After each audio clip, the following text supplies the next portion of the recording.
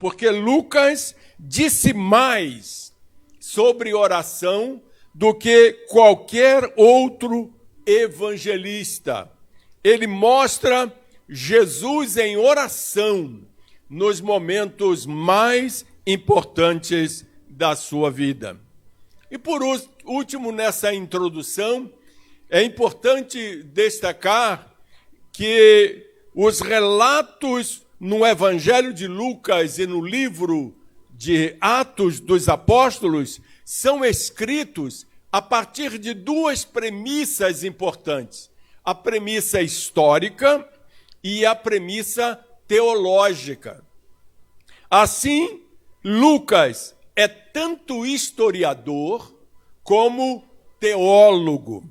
Desse modo, além da dimensão histórica, onde Lucas descreve com detalhes a vida e o ministério de Jesus, desde antes do seu nascimento, e todos os primórdios da igreja cristã, a obra de Lucas também tem uma dimensão didática, porque as narrativas de Lucas servem de modelo para o nosso comportamento aqui na terra como cristãos e também para a vida da igreja como corpo de Cristo em todos os tempos.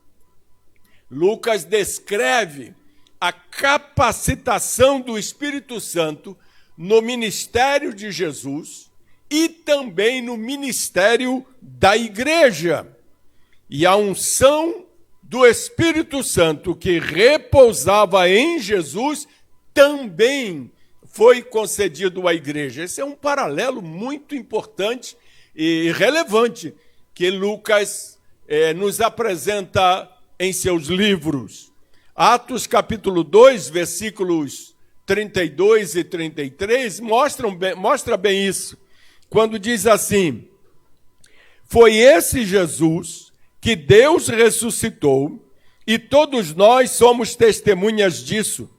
Ele foi exaltado ao lugar de honra, à direita de Deus. E conforme havia prometido, o Pai lhe deu o Espírito Santo, que ele derramou sobre nós, como vocês estão vendo e ouvindo hoje. Então ele mostra o derramamento do Espírito por parte de Deus na vida de Jesus e na nossa vida. Isso é um privilégio muito grande, saber que aquele poder maravilhoso que operava na vida de Jesus opera na nossa vida também. O que muitas vezes nos falta é a fé, é crer. O que nos falta muitas vezes é a consagração da nossa vida, é a oração, é o jejum, para que possamos fazer as mesmas obras que Jesus fez. Na verdade, ele chegou a dizer que nós faríamos obras ainda maiores do que as obras que o nosso Senhor realizou. Muito bem, feita esta introdução, vamos então dar uma passagem aqui pelos pontos da revista. A revista, na primeira parte da lição, fala do Evangelho de Lucas. E no Evangelho de Lucas, o ministério ou o Espírito Santo no ministério de Cristo. E o primeiro subitem desta primeira parte da lição mostra o Espírito Santo no Evangelho. A nossa revista da Escola Dominical, que é a ferramenta que nós utilizamos aqui todos os domingos na ministração das lições, ela diz o seguinte: o evangelista Lucas enfatiza o papel do Espírito Santo na chegada do Messias. A ação do Espírito Santo é percebida na vida do precursor de Cristo, João Batista. Eu selecionei aqui Lucas capítulo 1, versículo 15, quando falando a respeito de João Batista, Lucas escreveu assim: pois ele será grande aos olhos do Senhor, nunca tomará vinho, nem outra bebida forte, E eu até sublinhei aqui nas minhas anotações essa última parte do versículo, que diz assim: será cheio do Espírito Santo antes mesmo de nascer. Ainda Lucas mostra também a ação do Espírito Santo na vida dos pais de João Batista, de Isabel e Zacarias. No mesmo capítulo 1 do seu evangelho, nos versículos 67 e 68, diz assim: então seu pai Zacarias ficou cheio do Espírito Santo e profetizou: seja bendito o Senhor, o Deus de Israel, pois visitou e resgatou seu povo. Lucas volta a enfatizar a ação do Espírito Santo na concepção virginal de Maria, quando ela engravida por obra e graça do Espírito Santo. Versículos 34 e 35 ainda do capítulo 1, Lucas escreve assim: Maria perguntou ao anjo: como isso acontecerá? Eu sou virgem. O anjo respondeu: o Espírito Santo virá sobre você, e o poder do Altíssimo a cobrirá com sua sombra. Portanto, o bebê que vai nascer será santo e será chamado Filho de Deus. Vocês percebem como Lucas está sempre chamando a nossa atenção para a atuação constante do Espírito Santo no ministério de Jesus antes do nascimento de João Batista? Um outro registro bíblico muito interessante é quando ele fala sobre o Espírito Santo na vida de Simeão, ao conhecer Jesus, ao conhecer o Messias, conhecer Jesus antes de vir a morrer. Diz assim: o Espírito Santo estava sobre ele. Ele havia revelado que ele não morreria enquanto não visse o Cristo enviado pelo Senhor. E no versículo 27 diz assim: nesse dia, o Espírito Santo o conduziu ao templo. E por último, sobre o Espírito Santo no Evangelho, Lucas ainda ressalta o poder de Cristo em batizar com o Espírito Santo e com fogo. Lucas 3, versículo 16, fala sobre isso. Diz assim o texto sagrado: João respondeu às perguntas deles, dizendo: eu os batizo com água, mas em breve virá alguém mais poderoso que eu, alguém tão superior que não sou digno de desatar as correias de suas sandálias. E o versículo termina com esta frase: ele os batizará com o Espírito Santo e com fogo. Aleluia. A nossa revista continua descrevendo nesse primeiro capítulo da lição sobre o Evangelho de Lucas, e agora na segunda parte fala sobre o Espírito Santo e o batismo de Cristo.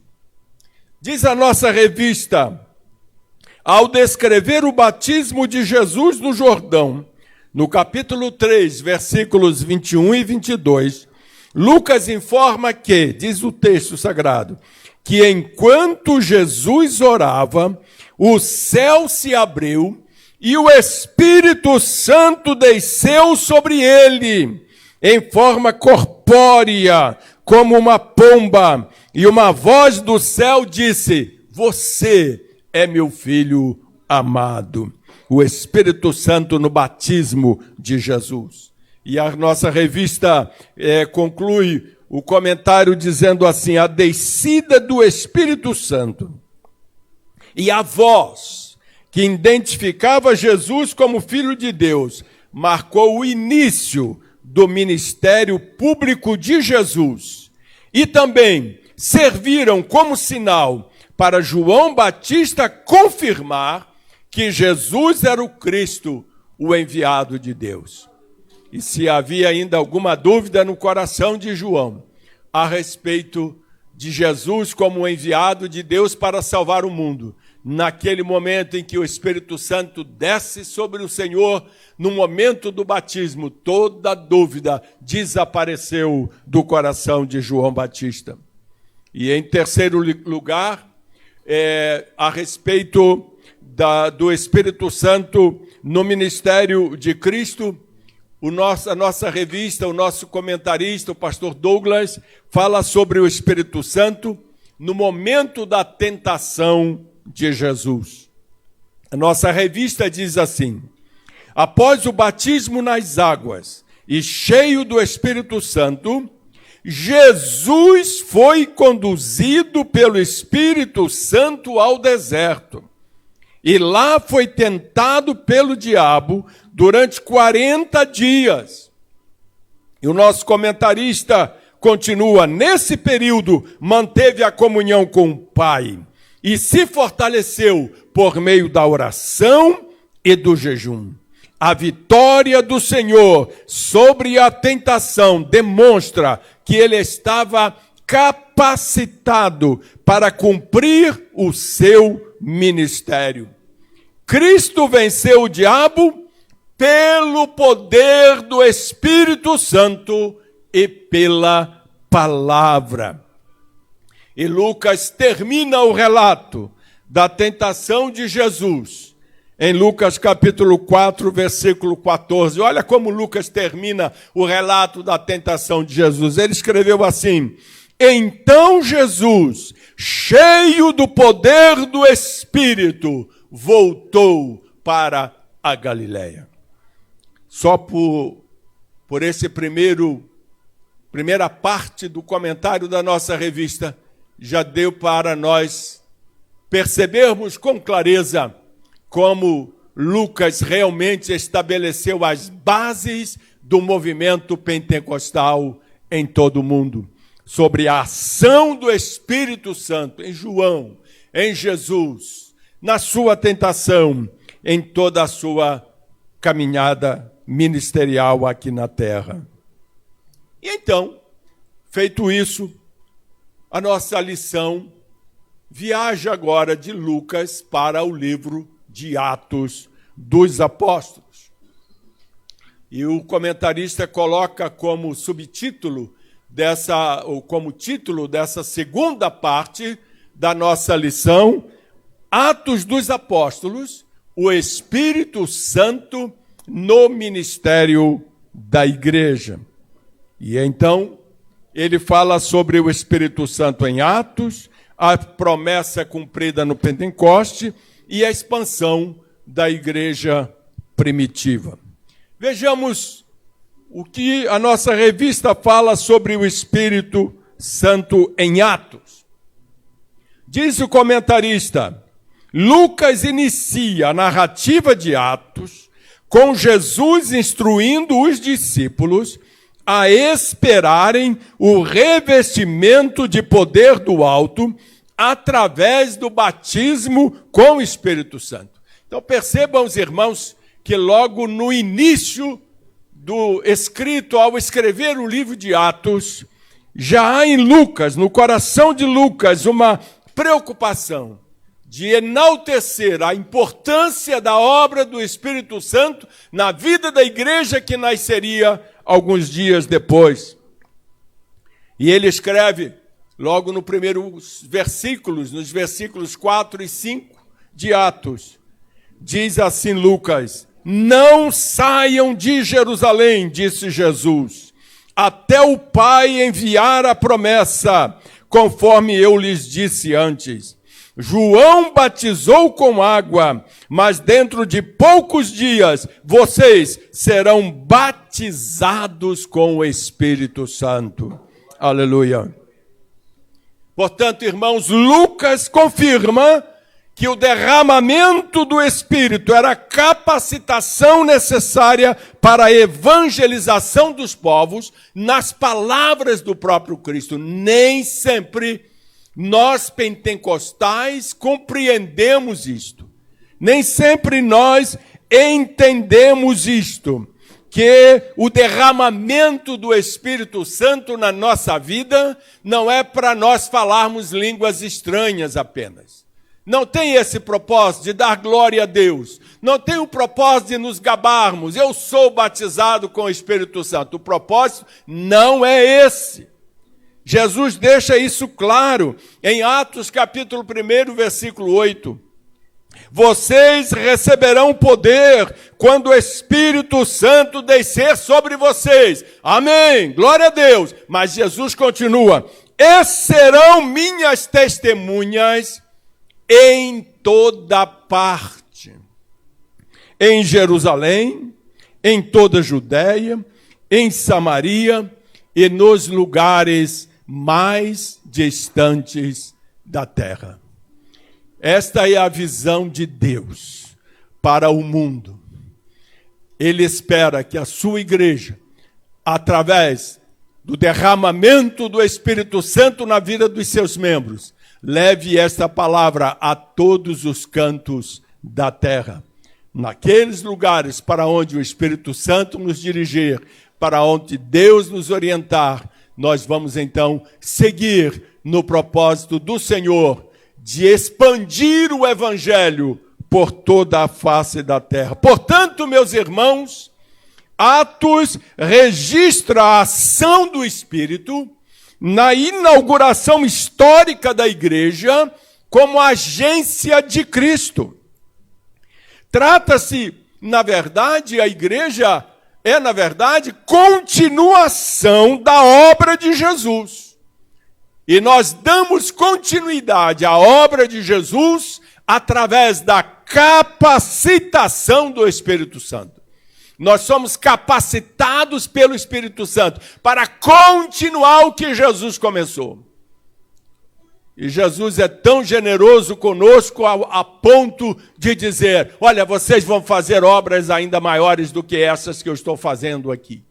Vocês poderão fazer isso, porque o Espírito Santo que está comigo vai estar com vocês o tempo todo. Eu vou, mas eu vou mandar o Espírito Santo e ele estará com vocês. Louvado seja o nome do Senhor. Como é importante isso, irmãos, compreendermos isso. A nossa missão na face da terra. Depois de descrever o Espírito Santo em Atos, como eu acabei de comentar com os irmãos, a nossa revista fala sobre o cumprimento da promessa no Pentecoste. Diz o comentarista, no Pentecoste, os discípulos foram cheios do Espírito Santo e falaram em outras línguas. Desse modo, a partir do Pentecostes, os discípulos começaram a pregar pelo poder do Espírito Santo. Muitas maravilhas e sinais eram operados e as almas eram alcançadas. E então a revista cita o texto de Atos, capítulo 2, e destaca 2 versículos, o versículo 43 e o versículo 47, que eu vou ler para vocês. Diz assim o 43, havia em todos eles um profundo temor, e os apóstolos realizavam muitos sinais e maravilhas. No versículo 47, e a cada dia o Senhor lhes acrescentava aqueles que iam sendo salvos. Perfeito, meus irmãos? Que Deus possa fazer de cada um de nós instrumento nas mãos do Senhor para realizar sinais e maravilhas. Na terceira parte, ou no terceiro item desta segunda parte da revista, a nossa revista da Escola Dominical, que é uma ferramenta indispensável na ministração de nossas aulas, e nós temos sido agraciados pela nossa casa publicadora com uma excelente revista, fala sobre a expansão da igreja primitiva. Diz a revista, o poder do Espírito capacitou os crentes para o serviço cristão. Já no primeiro sermão, Pedro anunciou Cristo com ousadia e coragem, e quase 3.000 almas se converteram. Atos capítulo 2 versículo 41. Diz o texto: os que acreditaram nas palavras de Pedro foram batizados, e naquele dia houve um acréscimo de cerca de 3.000 pessoas. E olha vocês que poucos dias depois, após a cura do coxo, à porta do templo, e a ministração da palavra, depois de registrar que por causa daquele milagre, Pedro e João foram presos, Lucas relata que quase 5.000 almas se renderam a Cristo através da pregação de Paulo após a cura do coxo na porta do templo. Atos capítulo 4, versículo 4. Muitos que tinham ouvido a mensagem creram, totalizando agora cerca de 5.000 homens, sem contar mulheres e crianças. Que maravilha, irmãos, que coisa maravilhosa. Como a cura do coxo atraiu uma multidão naquela área que ficava na frente do templo, que era uma área aberta, muito grande, cabia muita gente. A notícia correu rapidamente, o povo veio conhecer o coxo que já foi curado e batizado com o Espírito Santo, porque o texto diz que ele já saiu pulando, correndo, glorificando, gritando, dando glória a Deus. Isso só acontece quando você é batizado com o Espírito Santo. Quando Lucas fala sobre a expansão da igreja primitiva, além desse momento em que Pedro prega e 3.000 almas se convertem, e em seguida mais 5.000 almas reconhecem Jesus como Senhor e Salvador. Lucas fala de Filipe e diz assim, a revista: Filipe, na virtude do Espírito Santo, pregou em Samaria, e vidas foram salvas. Depois Lucas fala de Cornélio e sua casa, que receberam o evangelho pelo mover do Espírito Santo. Nosso pastor Davi pregou sobre isso há poucos dias atrás, mostrando como o Espírito Santo tomou até as crianças na casa de Cornélio. Paulo, também cheio do Espírito Santo, alvoroçou o mundo, e milhares de almas foram salvas e curadas pela pregação do Evangelho. Aleluia. Meus amados, esses relatos demonstram a ação do Espírito Santo na propagação do reino de Deus. Você que é pentecostal precisa ler Lucas e Atos várias vezes, porque você vai ser fortalecido na sua fé, na sua confiança de que o Espírito Santo é para você também. E então, para concluir o comentário da lição de hoje, a nossa revista traz como terceira parte da lição um título muito bonito. Diz assim o comentarista: um modelo pentecostal para a igreja em nossos dias. Um modelo pentecostal para a igreja em nossos dias. E primeiro subtópico desta terceira parte da revista, o comentarista fala sobre o revestimento do poder do alto. Diz a nossa revista: Pedro ensina em Atos 2, versículos 38 e 39, que essa promessa está em vigor para todos os salvos em todas as épocas. E aqui é importante destacar que todo salvo em Jesus recebe o Espírito Santo na conversão. Você não recebe o Espírito Santo quando é batizado com o Espírito Santo. Quando você aceita Jesus como Salvador, você recebe o Espírito Santo. O seu corpo já passa a ser a habitação do Espírito Santo. O Espírito Santo está com você.